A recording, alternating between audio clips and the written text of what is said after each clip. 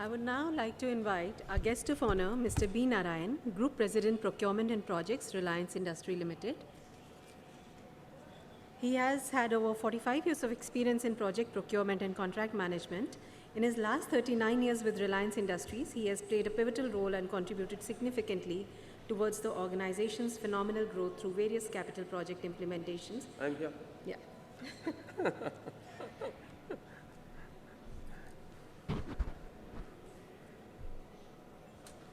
Friends in the dais, delegates to this conference, you have heard a lot about the refining and petrochemicals business right since morning, and I'm going to be pretty brief. Particularly the theme of the conference looks like the transformation of refining and petrochemicals Vision 2030. First of all, I don't know whether I am the right person to make a statement of vision in this field, because I'm neither a refining man nor maybe a little bit of petrochemicals man, but by profession I am a projects and procurement man, and by qualification I'm a chemical engineer.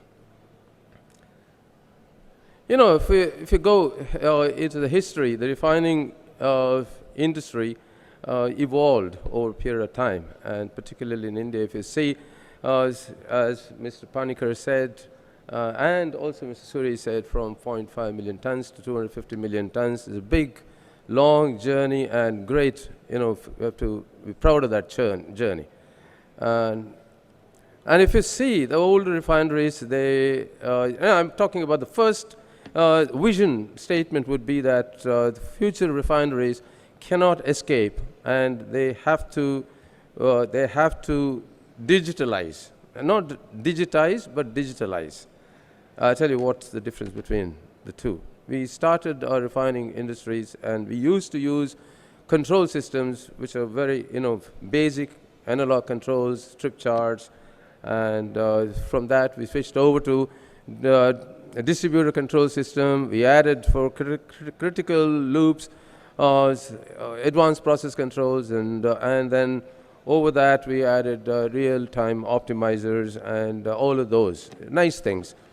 What is the bottom line? We always wanted to achieve higher productivity, to operate the refinery safely in a very safe zone, and squeeze as much as possible and produce more and more products, and operate the refinery at the fairly real threshold limit, and don't leave that on the table, that little bit of cap. That's the purpose of these. The higher efficiency and safety in operation, and get the maximum out of the refinery was a motto. So that's how these control systems were set up for. But going into the future, I would say that the refinery has to be highly digitalized. When I say digitalization means, if you've heard of digital twin, we need to have a refinery which will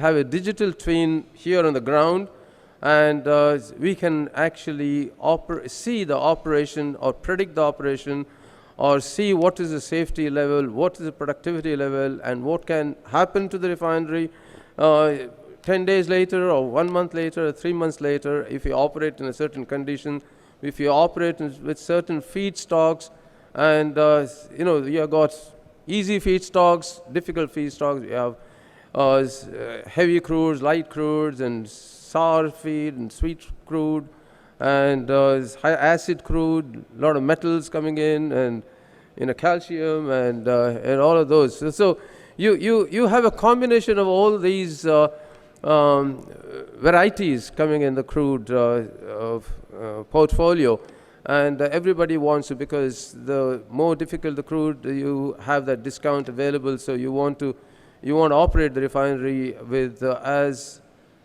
difficult crude as possible, if you are able to do that. And this is when you have a digital twin, probably you will be able to do that to the maximum extent that the refinery can operate. And that's the idea. And also to make sure that you have a good visibility of what would happen to the refinery and what would be the condition of the refinery at any time on a dynamic basis, on a real-time basis. And that's one part of it, process productivity side, and the efficiency side. The other side of it is also to ensure the asset integrity. Because when I say digital twin, it's not just the digital twin process-wise, it's a digital twin also from the asset-wise. So every piece of equipment should have a digital twin. If there is a compressor or a very critical pump or a reactor, we should be having a digital twin of that as well as part of this digital twin of the refinery. And we should be able to know the condition of that piece of equipment and should be in a position to predict what would happen and what, because the refinery is going through, it's processing different kinds of crudes at different operating conditions. It goes through shutdowns and restart, start and stop, and all kinds of stresses it is going through. It goes through the pressure surges, temperature surges, etc. So always, all of these changes in the refinery would have some effect on every piece of equipment, however invisible it is, or however you don't feel in regular operation and in the control room in the DCS. But if you have a digital twin, which will take into account the metallurgy, the process conditions, the corrosion aspects, and the impact of the process severity into the equipment, etc. So, and you will have billions of data points. And when we have a digital twin, we have millions of data. It's not easy to make use of that data. So you need to have then an ability to handle the big data. So you have that cloud technology for handling the data, and also we should have data science and data analytics coming into play. And these are, and of course, as a next step, the artificial intelligence, as someone mentioned in the earlier talk, artificial intelligence and machine learning aspects have to be employed, and that is where I think the future refinery is going to be. And this is not going to be easy, because you have to strategize right from the conceptual design and right through the design, engineering, manufacture of the pieces of equipment, and installation, pre-commissioning, commissioning, and also operation, and thereafter, because you start collecting, up to the time the plant is commissioned, you have the data of the engineering and manufacture and installation, etc. But post-operation, you have actual operating data from the refinery, and that would help the machine learning aspect of it, because you will have more and more data on the operation, and you will have more and more data of the inspection when you open the piece of equipment and looking at the condition, whether it is structured data, unstructured data. When I say unstructured data, like photographs and video shooting, inspection reports, all of that. Every piece of item is useful for us to apply in the digital twin application. So that's probably the future refinery. We can't escape. We have to have that if you want to be competitive and stay in the marketplace. And the second aspect is the feedstocks. Today the refineries are processing the standard crudes. When I say standard crudes, means varieties of crudes. But I think in future, because the reason I'm saying this is the fossil fuels have a limited availability, and sometime it's going to run out. And so we need to look for alternative fuels, which is kind of a renewable, like biofuels, bio-oil, or oil derived from the waste plastic. There are a lot of research work going on, and so we need to be prepared and design our refineries in the future to be able to operate and process these fuels along with the fossil fuels, probably to start with, blend with this fossil fuel, and ultimately we should have refineries operating on these. So if you want to have a sustainable refinery operation, we should be looking for a feedstock which is going to be also renewable, and someone said about the circular economy. It also serves the purpose of circular economy, recycling, etc. And there is, of course, challenge. It's not going to be so easy that you just, like, for example, the biofuel produced from algae or from plastic waste will have a lot of oxygenates, so we need to have a lot of hydrogenation requirements. So there's what Richard will coming up, and so he would be, and I saw his eyes popping up, and so yes, there is a lot of scope for hydrogen requirement in refineries, and as the new technologies come in, and as the stringent norms come in, as everybody knows today, the sulfur in diesel is coming down and down, and somebody in California must have started that, what is that, started a Kindle, but it's all over the world. People have recognized this. Some of those countries have probably recognized pretty late, but somehow it is going to be the need of the hour in the coming years. So that's where feedstock flexibility and a new feedstock, and the mindset has to be changed completely. And the third element is, typically previously we used to have refineries on a standalone basis. Refinery means to produce transportation fuels, LPG, gasoline, and diesel, jet fuel, or incidentally you have kerosene and LPG, etc. coming in. So, but standalone refineries are not going to be sustainable in future. They have to be integrated.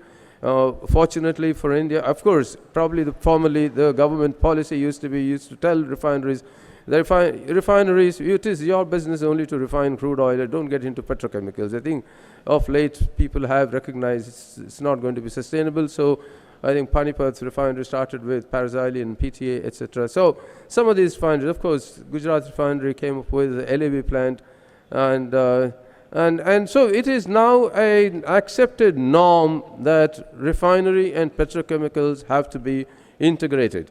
And another part of it is that, for example, Reliance Refinery, the first refinery, which conceptualized back in 1995-96, commissioned in 1999, the first refinery, which is more than 20 years now. And that refinery was built with petrochemicals also attached to it. We have paraxylene, nearly 2 million tons of paraxylene produced in the first refinery, and about over a million tons of polypropylene produced, because the refinery has a FCC unit, and it's got a reformer, and so you have naphtha, you process and make paraxylene, orthoxylene, benzene, toluene, etc. And then FCC produces propylene, and our FCC is targeted to make more propylene, and so we have polypropylene plants as well as part of it. So, but if you take the old refinery and the percentage petrochemicals produced, probably out of the crude oil, 100 tons of crude oil, if you process, maybe 14 to 15, 16% of it is converted into petrochemicals or in the form of petrochemicals. But our target is not to be limited to that 14, 15%. We would not be happy. Our target is actually to increase it to maybe 45% in the first phase, and maybe also increase it to 70, 75%. So how do we do that? So we need to have new technologies. We are talking about multi-zone catalytic cracking unit, and coupled with like steam cracking unit, and coupled with petrochemicals units, etc. So you make more of building blocks, the petrochemical building blocks, and so many new technologies are coming in. There is a toluene methylation unit, make more paraxylene, and as I mentioned, multi-zone catalytic cracking, which relies on us. We have developed our own. We are holding a granted patent, and it won't be too far away before we commercialize that. We are actually looking for some partner to work with, and so that with that technology we can make more of olefins, more of ethylene, propylene, butenes, and all of these can be converted into different kinds of petrochemicals. So with that, I'm just looking at, in our refinery, just add to that is, it's not just integration of refining and petrochemicals, but what we have is right from the first refinery, which is 20 years ago, Apart from the normal, atmospheric distillation unit and vacuum distillation unit, but we have also the FCC unit. But unique thing is we have a delayed coker unit conceptualized then and built, and so we don't make any black oil, no fuel oil, no LSHS, no bitumen, no nothing of this. So we straight away, we make more of distillates and petrochemical naphtha, and make, bottom of the barrel is converted into pet coke, and the pet coke, at that time, we were in fact considering to build gasification plant and put up power plant and integrate refinery with petrochemicals and power. Because that becomes then the total integration, and also produce hydrogen required for the refinery. And when we built our first and second refinery, we did not have that. I shouldn't say Reliance doesn't have courage, but we had a little bit of cold feet then. And so we put up reforming units to we make about 1,200 tons of hydrogen, 600 tons in one refinery and the 600 tons in another refinery. But recently, as part of the Jamnagar Phase 3, when we put up the gasification unit, all this pet coke we are gasifying and making syngas, and the amount of syngas we make is almost about, we're making around about 15-16 million standard cubic meter per day, but we have the capacity and capability to make up to about 20 to 22 million standard cubic meter per day, which is equivalent of natural gas, which is almost a similar volume when Reliance started our Eastern Block in a gas field off Andhra coast. Of course, now the production has come down thanks to the geological uncertainties, but we have almost replaced that amount of gas here and using that gas to run our gas turbines. And added to that, I said refinery integrated with petrochemicals and power, but in Jamnagar, we are literally self-reliant for everything. We are not buying out any utilities. We are producing our own water by desalination. We are producing power on our own. We have all our, as Richard mentioned, we are probably the largest oxygen producer. We have 5 units of air separation units, each of 5,250 tons per day of oxygen capacity. So probably one of the largest installations in one place. Unlike Air Products or Air Liquide or these people are used to, where they have across the fence these installations on a BOO basis, or and then supply hydrogen and rather nitrogen and oxygen to companies such as steel mills. But in our case, we decided the other way, to make our own. And yes, there is a risk, but we need to have talent and the skill to run those complicated air separation units and maintain them, and on a 24/7 basis. And we are able to do that. We are operating successfully. So as I mentioned, bottom line, 3 points. Digitalization is one. Second is feedstock. So we'll have to change our mind for a totally different feedstock, renewable basis. And number 3 is integration, a total integration. And other thing is, one other small point I want to mention, that we need to consider the fuel required for running the refinery cannot be on a fossil-based fuel, because probably the gas is what we have to do. But at the end of the day, you need to be looking for renewable power, such as solar or wind or whatever. I know initially there would be a lot of capital costs, but at the long run, and if you want to actually keep in mind the protection of the environment, and we have to bite the bullet. Yes. With that, I wish the conference grand success. Also, delegates, please make use of these proceedings the next couple of days, and I'm sure you will take back home something useful to your workplace. Thank you.